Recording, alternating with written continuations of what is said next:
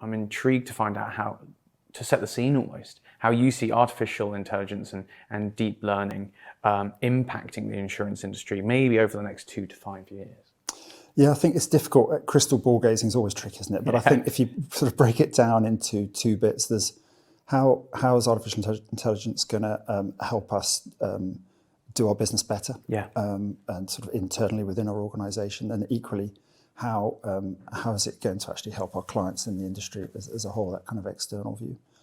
I think internally we're seeing some great examples emerge and become more robust in the context of claims handling and taken on loads of being able to ingest unstructured data, claims, written documents, extract the salient features, and then start to put them into that sort of workflow, if you will.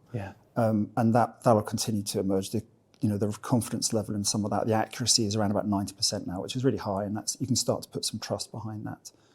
How it helps our clients, I think, the industry.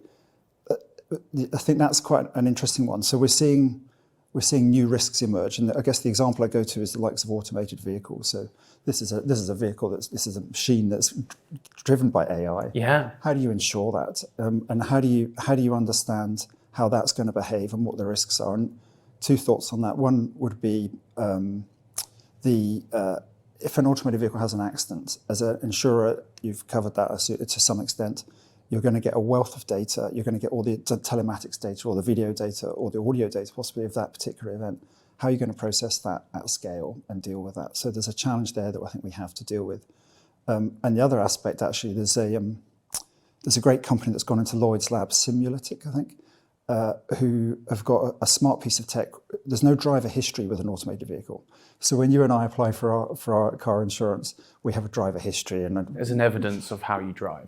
And no claims, discounts and all that stuff, and it's painful, really painful.